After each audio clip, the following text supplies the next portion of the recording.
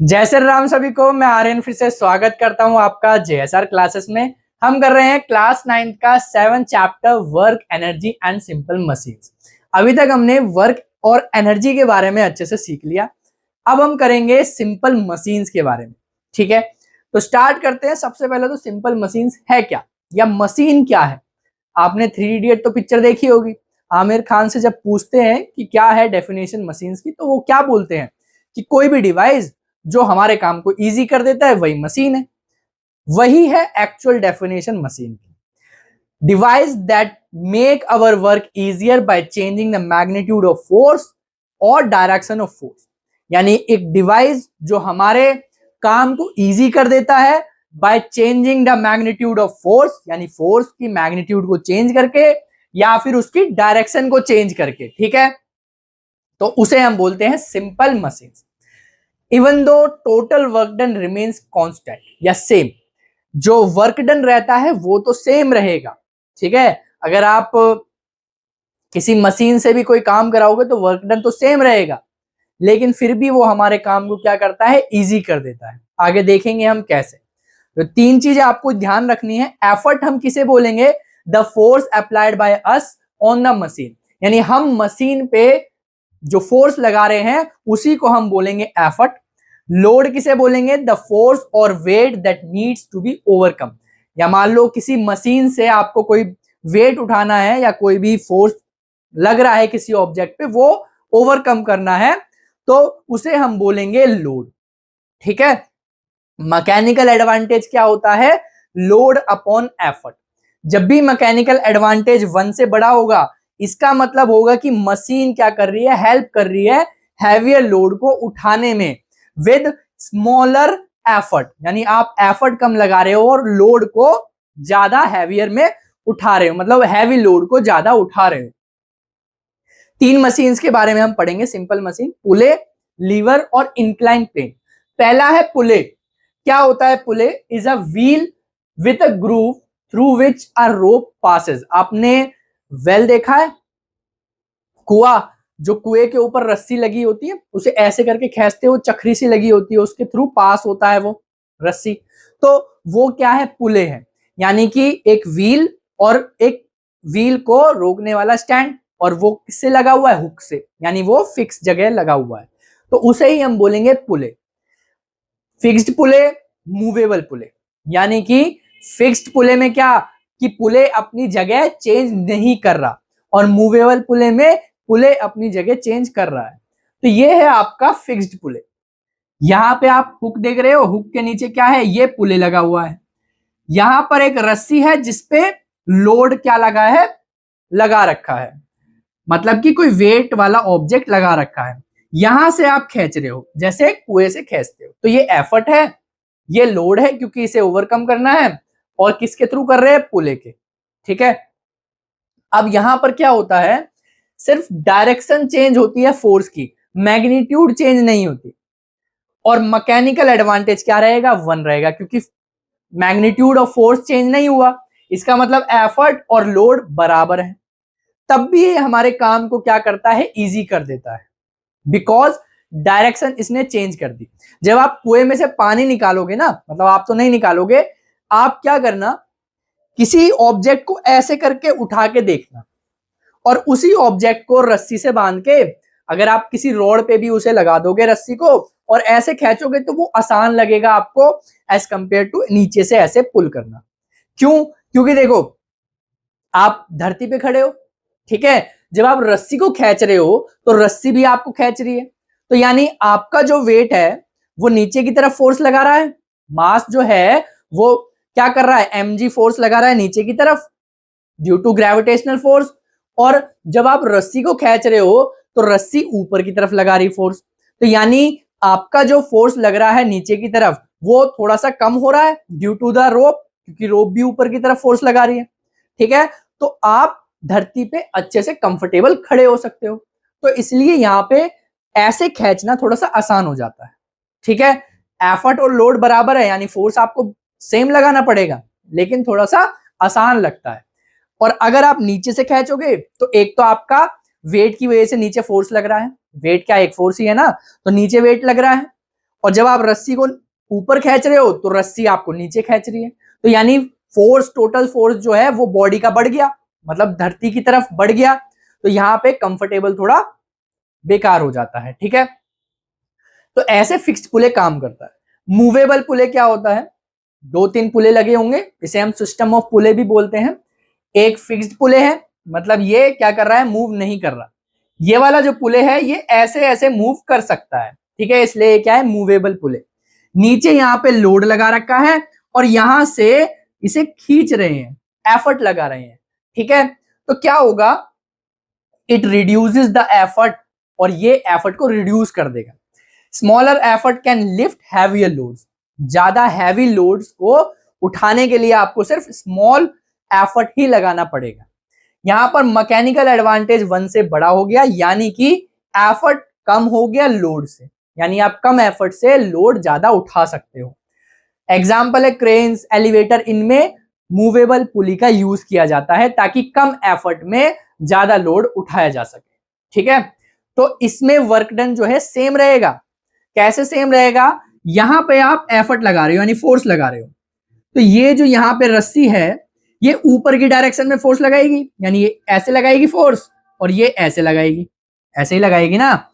ये रस्सी ऐसे जा रही है और ये ऐसे फोर्स लगाएगी दोनों ऊपर की डायरेक्शन में, तो यानी कि फोर्स बढ़ गया और फोर्स दोनों बराबर होंगे, ये वाला फोर्स और ये वाला फोर्स बराबर होगा। और ये किसके बराबर होगा, जितना आप फोर्स यहां लगा रहे हो। तो जितनी आप रस्सी या नीचे खींचोगे उसकी आधी ये ऊपर जाएगी, क्योंकि थोड़ी सी लेंथ ये कम करेगा, थोड़ी सी ये करेगा कम, ठीक है। तो ज्यादा मत समझो, क्योंकि ये 11th में जब आप साइंस लोगे तो और डिटेल में समझोगे। बस अभी आप ये समझो कि यहाँ पे फोर्स डबल हो गया और लेंथ आधी हो गई, इस वजह से वर्क डन सेम है। और यहाँ पे फोर्स इंटू एल, तो F into L equal to में फोर्स डबल हो गया यानी 2F इंटू लेंथ आधी हो गई यानी L डिवाइड बाय 2, तो क्या आ गया, F इंटू एल। तो यानी कि वर्क डन तो सेम है, बस यहां पे क्या हो रहा है, एफर्ट कम लगा रहे हो और लोड को ज्यादा उठा पा रहे हो, ठीक है, हैवियर लोड को उठा पा रहे हो। आ गया समझ में। अगला है inclined plane, a sloping surface used to move a heavy object to a higher or lower level with less effort. Less effort से किसी ऑब्जेक्ट को हायर लेवल या फिर लोअर लेवल पे ले जाने के लिए क्या करते हैं, किसी स्लोप का यूज करते हैं। सीधा अगर आप उठा के उसे रखोगे तो ज्यादा एफर्ट लगेगा, लेकिन अगर आप कोई प्लैंक लगाओगे या फिर कोई स्लोप लगाओगे तो उस पे पुश करके या फिर फोर्स लगा के उसे ऊपर चढ़ाना क्या रहता है, इजी रहता है। यानी वहां पे लेस एफर्ट से आप ज्यादा भारी लोड को चढ़ा सकते हो, ठीक है। तो उसमें यूज होता है इंक्लाइंड प्लेन। अब देखो ये है और ये है, 3 केस है यहाँ पे। सबसे पहले तो आपको सीधा सीधा फोर्स लगा के, mg का फोर्स लगा के इस हाइट तक इसे लेके जाना है, तो इसमें डिस्टेंस तो कम है, हाइट जो है वो इतनी ही है, ठीक है, फोर्स इसमें ज्यादा लगेगा। दूसरा केस है, हमने क्या किया, थोड़ा सा इसे टिल्ट कर दिया, स्लोप बना दिया। अब हमने फोर्स लगाया, ये और ये फोर्स बराबर नहीं है, ठीक है, ये अलग अलग फोर्स है और सेम हाइट है, हाइट सेम है, फोर्स अलग है। तो जब हम इसको ऐसे करके ले जाएंगे तो हमारा फोर्स लगेगा कम, और जो डिस्टेंस है यहां से यहां तक की या डिस्प्लेसमेंट कह लो वो लगेगी L, ठीक है। यहां पर ये जो L डिस्टेंस है ये इस D से तो ज्यादा है, क्योंकि अगर सीधा सीधा ले जाओगे और ऐसे टेढ़ा करके ले जाओगे तो लेंथ जो है इसकी यहां से वो क्या है, ज्यादा है, डिस्प्लेसमेंट की सीधी सीधी या फिर हाइट से कह लो, हाइट से ज्यादा है। तीसरे केस में क्या होगा, आपको और ज्यादा क्या करना है, इसे बेंड कर देना है या फिर ये वाला एंगल कम कर देना है।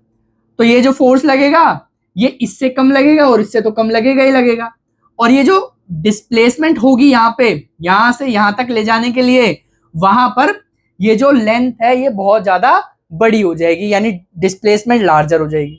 तो आप क्या देख रहे हो कि यहां पर फोर्स ज्यादा, डिस्टेंस कम, फोर्स कम, लेंथ ज्यादा थोड़ी सी, फोर्स सबसे कम और लेंथ सबसे ज्यादा।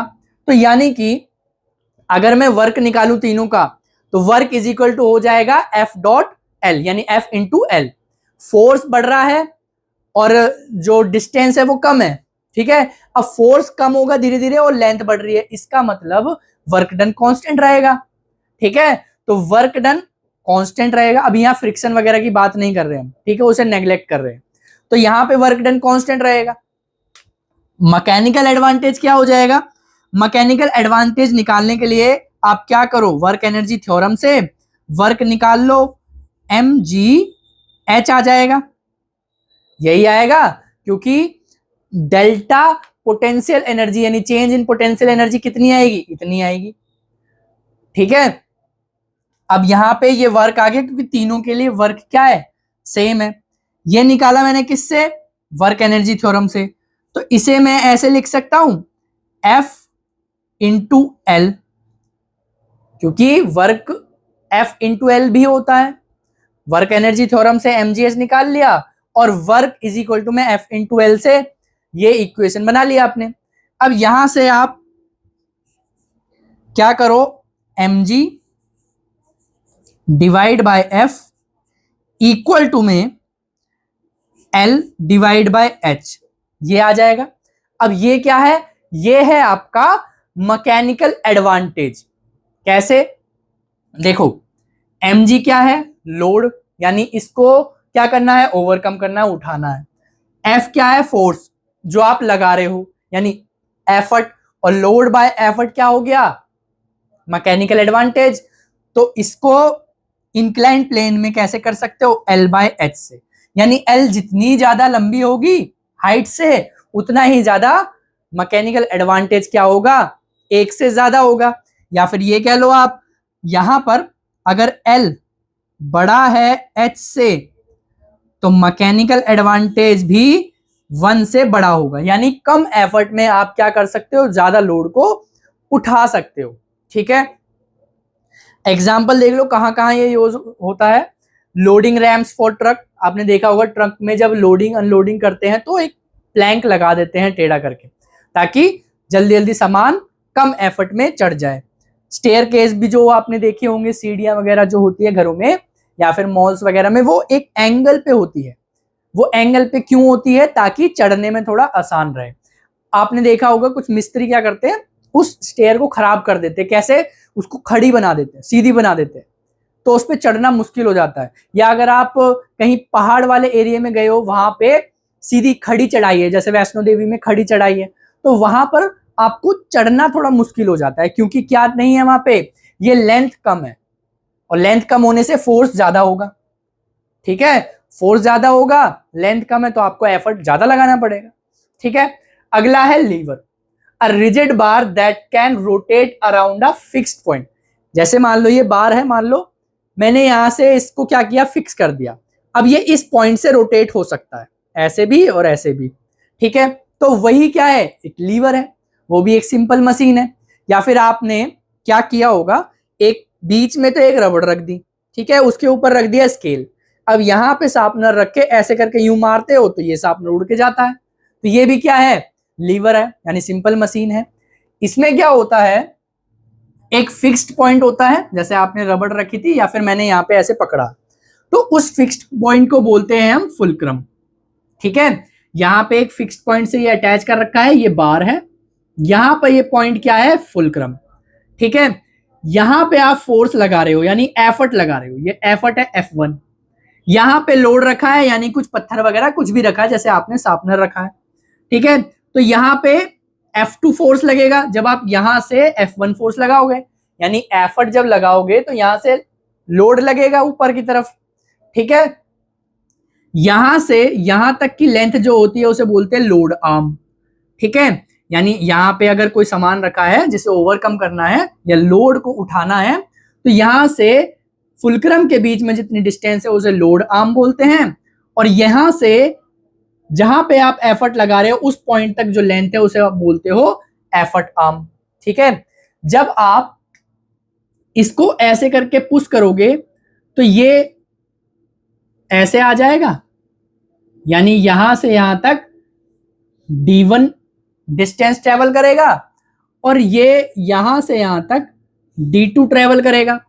अब आपको दिख रहा है ये D2 D1 से कम है। ठीक है, और हमें पता है वर्क डन क्या रहेगा, कांस्टेंट रहेगा, क्योंकि फ्रिक्शन वगैरह के बारे में बात नहीं कर रहे हैं। ठीक है, वर्क डन तो कांस्टेंट रहेगा। इसको आप उठाओगे यहां एफर्ट लगा के, तो जितनी आप डिस्टेंस कवर करोगे उस फोर्स से और मल्टीप्लाई कर दोगे यानी वर्क निकालोगे, उतना ही यहां पे भी वर्क होगा।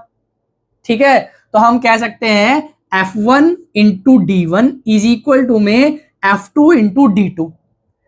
अब यहां पे आपको पता चल रहा है D2 कम है, यहां D1 ज्यादा है। ठीक है, तो इसका मतलब F2 यहां पे ज्यादा होगा, F1 कम होगा, क्योंकि वर्क कांस्टेंट रखना है हमें। वर्क डन क्या रखना है? कांस्टेंट। यानी F1 अगर कम, D1 ज्यादा, तो F2 ज्यादा, D1 कम, तभी तो वैल्यू सेम आएगी। जैसे अगर मैं 3 को 2 से मल्टीप्लाई करता हूं, ठीक है, और 2 को, सॉरी एक सेकेंड, F1 मैं क्या कर रहा हूं, 2 रख देता हूं और ये 3 रख देता हूं, उल्टा ले लिया था हमने, इसे 3 कर दो और इसे 2 कर दो, तो ये कांस्टेंट आ गई। 2 इंटू 3 6 और 3 इंटू 2 6। मतलब मैंने क्या किया, फोर्स जो किया अप्लाई वहां पे वो 2 है, डिस्टेंस कितनी कवर करी? 3। F2 कितना हो गया यहाँ पे? 3, और डिस्टेंस कवर कितनी करी? 2। यानी D2 अगर कम होगा तो F2 को ज्यादा होना पड़ेगा, क्योंकि वर्क डन कांस्टेंट है। ठीक है, if the effort arm is larger less effort is needed, यानी अगर आप जितना एफर्ट आर्म को बढ़ाओगे उतना ही ज्यादा आपको एफर्ट कम करना पड़ेगा। अब यहां पे भी मैकेनिकल एडवांटेज निकालते हैं हम, 1 से बड़ा आना चाहिए, क्योंकि हमें एफर्ट कम लगा के ज्यादा लोड को उठाना है। तो ये आपको दिख रहा है वर्क डन, इसको मैं ऐसे लिख सकता हूं, F2 divide by F1 equal to में, F1 को इधर ले आए, D2 को इधर ले आएंगे, D1 डिवाइड बाय D2, ये लिख दिया मैंने। अब F2 यहां पर क्या है? लोड। F1 क्या है यहां पे? एफर्ट। D1 क्या है? Length of effort arm. D2 क्या है? Length of load arm. यानी कि लोड डिवाइड बाय एफर्ट क्या हो जाएगा आपका? मैकेनिकल एडवांटेज, यही होगा। तो यानी मैकेनिकल एडवांटेज किस पे डिपेंड हो गया? D1 बाय D2, यानी length of the effort arm and load arm.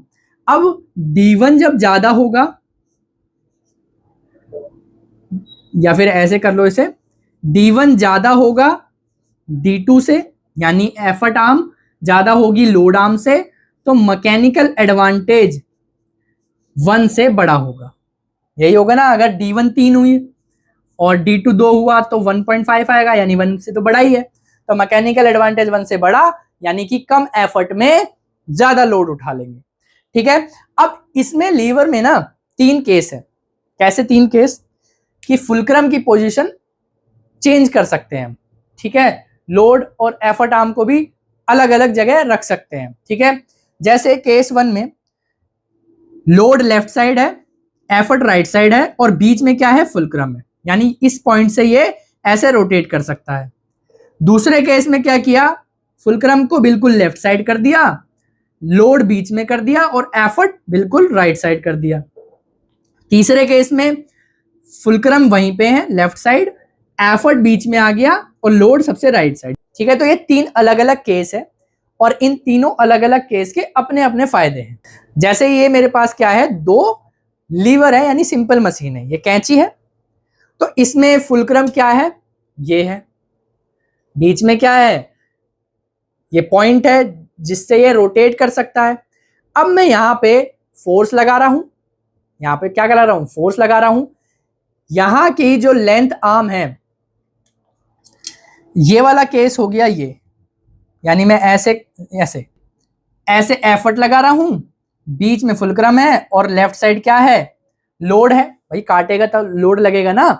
ठीक है, अब आपको पता होगा कि जब भी आप यहां से कट करते हो तो ज्यादा आसानी से कट होता है एज कंपेयर टू यहां, क्योंकि आप इस लेंथ को क्या कर रहे हो? कम कर रहे हो, और इस वाली लेंथ को बढ़ा रहे हो, मतलब ये तो फिक्स है, आप हाथ तो पीछे नहीं कर सकते, तो इसको इसके कंपैरिजन में क्या कर रहे हैं, कम कर रहे हैं, तभी यहां से जल्दी आसानी से कट होता है। ठीक है, अगला एग्जाम्पल है, इस केस 3 के बारे में बात करते हैं पहले, क्योंकि इसका मेरे पे है नहीं, अभी बता देंगे आपको। इस चिमटे का एग्जाम्पल है केस 3। जैसे यहां पर क्या है, फुलक्रम है, क्योंकि इस पॉइंट से क्या कर रहा है, ये रोटेट कर सकता है। बीच में हम क्या कर रहे हैं, एफर्ट लगा रहे हैं, क्योंकि बीच में पकड़ के ही इसको क्या करते हैं, दबाते हैं। यहां पर क्या हो रहा है, लोड लग रहा है। ठीक है, तो ये वाला तीसरे केस का एग्जाम्पल हो गया। आ गई बात समझ में। अब आता है केस 2। केस 2 में मेरे पास नींबू निचोड़ने वाला नहीं था, क्योंकि हम हाथ से ही निचोड़ लेते हैं। आपने देखा होगा नींबू निचोड़ने वाले में भी क्या होता है, ऐसे करके हम एफर्ट लगाते हैं यहां पे, और बीच में क्या होता है, नींबू रखते हैं, यहां पर हिंज होता है, यानी जुड़ा हुआ होता है वो, और फुलक्रम बोल सकते हैं हम उसे। तो जब हम यहां से एफर्ट लगाते हैं तो ये नींबू क्या करता है, दबता है, यानी लोड है यहाँ पे। तो ये वाला केस बन गया, मैंने ऐसे पकड़ रखा है, ये फुलक्रम, बीच में नींबू रखते हो और यहां से एफर्ट लगा रहे हो, यानी कि नींबू दबेगा तो रस निकलेगा। ठीक है, अब कुछ क्वेश्चन कर लेते हैं। पहला क्वेश्चन है, a person uses an inclined ramp to raise an object over a step 30 centimetre high. एक ऑब्जेक्ट को एक रैंप से 30 सेंटीमीटर हाइट तक लेके गए। The ramp has a width of 40 centimetre, और रैम्प की विड्थ कितनी है, 40 centimetre. What is the mechanical advantage of the ramp. तो इसका डायग्राम बनेगा ऐसे, हाइट 30 सेंटीमीटर, ये 40 सेंटीमीटर, ये आपको निकालना है। क्यों, क्योंकि यहीं से तो फोर्स लगा के इसे चढ़ाओगे ऊपर। ये कैसे निकलेगा, पाइथागोरस थ्योरम से। अगर इसको मैं L बोल दूं तो ये हो जाएगा 40 का स्क्वायर प्लस 30 का स्क्वायर होल अंडर रूट, और इसकी वैल्यू आ जाएगी 50। यानी मैकेनिकल एडवांटेज क्या हो जाएगा, 50/30, यानी कि 1.66। और मैकेनिकल एडवांटेज की कोई भी यूनिट नहीं होती, यानी कि ये यूनिटलेस क्वांटिटी है। ठीक है, अगला क्वेश्चन है, throughout history many designs of perpetual machines have been proposed but none actually work. Perpetual machines क्या होती हैं, ऐसी मशीन जो बिना रुके, बिना एनर्जी प्रोवाइड करे चलती रहे, उसे हम बोलते हैं परपीचुअल मशीन्स। लेकिन एक्चुअली में ऐसा होता नहीं है। जो मशीन है ना, वो किसी ना किसी एनर्जी में ट्रांसफर कर देती है। वो जैसे साउंड एनर्जी में बदल देगी वो कुछ एनर्जी को, या फिर फ्रिक्शन है वहां पे, हीट एनर्जी में बदल देगी कुछ एनर्जी को। तो यानी परपीचुअल मशीन्स एक्चुअली में है ही नहीं, बस ये आइडियल कंडीशन है। ये कह लो कि सिर्फ पेज पर ये मशीन एग्जिस्ट करती है। ठीक है, why do all real machines eventually slow down and stop. यही आपको बताना था कि ये जो मशीन है एक्चुअली में स्लो डाउन क्यों हो जाती है, रुक क्यों जाती है। फ्रिक्शन है, एयर फ्रिक्शन है, या एयर रेजिस्टेंस कह लो, या फिर ये जो एनर्जी है वे किस में कन्वर्ट हो जाती है, दूसरी एनर्जी में कन्वर्ट हो जाती है। जैसे मान लो अगर मैं साइकिल चला रहा हूं, ठीक है, साइकिल पे पैडल मारा और पैडल मार के छोड़ दिया, तो फ्रिक्शन है वो अपोजिट डायरेक्शन में लग रही है, तो टायर थोड़े बहुत क्या करेंगे, हीट भी करेंगे, घिसेंगे भी, तो वहां पे क्या हो रहा है, हीट एनर्जी में कन्वर्ट हो रहा है। साइकिल चलती है तो आवाज भी करती है, यानी साउंड एनर्जी में भी कन्वर्ट हो रही है वो। ठीक है, तो एनर्जी दूसरे फॉर्म में कन्वर्ट हो जाती है, ये कह लो लॉस हो जाती है हमारी एनर्जी। डिस्ट्रॉय नहीं बोल रहा, लॉस, क्योंकि हमें जो एनर्जी चाहिए वो हमारे लिए काम की है, बाकी सारी जो वेस्ट एनर्जी निकल रही है, मतलब जो हम यूज नहीं कर पा रहे, तो वो हमारे लिए तो लॉस हुआ, तो इसलिए हम उसे लॉस एनर्जी बोलते हैं। तो एनर्जी का लॉस हो जाता है लेकिन डिस्ट्रॉय नहीं होती, इसलिए परपीचुअल मशीन जो है एग्जिस्ट नहीं करती, क्योंकि वो एक से दूसरे मीडियम में ट्रांसफर हो जाती है एनर्जी, जो हम कम कर सकते हैं लेकिन खत्म नहीं कर सकते। ठीक है, हिमालय पे तो मतलब हिमालयन रीजन पे क्या होता है, चक्की होती है ना, तो ऊपर से जब पानी आता है तो वो पोटेंशियल एनर्जी है उसके हाई लेवल पे, जब वो नीचे आता है तो काइनेटिक एनर्जी में कन्वर्ट होती है पानी। ठीक है, तो पानी के पास आ गई काइनेटिक एनर्जी, अब वो काइनेटिक एनर्जी ना चक्की को घुमाती है, अब वो चक्की घूमती है तो आटा पिसता है। तो ऐसे टेक्निक यूज करके काम किए जाते थे पहले, और अब भी करते हैं। अगला क्वेश्चन है, when a ball throne upward reaches it's highest point. एक बॉल है, उसको ऊपर की तरफ उछाला गया, वो अपने हाई लेवल तक पहुंच गई, मतलब एक डिस्टेंस थी वहां तक पहुंच गई, एक हाइट तक पहुंच गई। तो इन चारों ऑप्शन में से क्या स्टेटमेंट सही है ये आपको बताना है। एफ ऑन बॉल 0, क्या फोर्स बॉल पे लग रहा है वो 0 हुआ? नहीं हुआ। क्यों? क्योंकि ग्रेविटेशनल फोर्स तो हमेशा लगता रहेगा, इतना दूर थोड़ी फेंक दिया कि वो ग्रेविटी से पार चला गया, नहीं ना। एक्सेलरेशन ऑफ बॉल इज 0, ये भी नहीं हो सकता क्योंकि फोर्स है तो एक्सेलरेशन भी होगा। Kinetic energy 0, yes. जब वो हाईएस्ट पॉइंट पे पहुंच जाएगी तो वहां पर सारी की सारी काइनेटिक एनर्जी किसमें कन्वर्ट हो जाएगी? पोटेंशियल एनर्जी में, ठीक है, अगर वहां एयर रेजिस्टेंस की बात ना करी गई हो तो, ठीक है, वरना कुछ एयर रेजिस्टेंस की वजह से भी लॉस होगी एनर्जी का। पोटेंशियल एनर्जी मैक्सिमम हो जाएगी, सबसे ऊपर वाले पॉइंट पे तो पोटेंशियल एनर्जी मैक्सिमम होगी, क्योंकि पोटेंशियल एनर्जी क्या होता है? mgh। जब h हाइट ज्यादा तो पोटेंशियल एनर्जी भी ज्यादा। तो ये इसका ऑप्शन थर्ड एंड फोर्थ है, मल्टी करेक्ट है, ठीक है। तो अभी के लिए इतना ही, मिलते हैं हम आपको नेक्स्ट वीडियो में, तब तक के लिए जय हिंद जय भारत।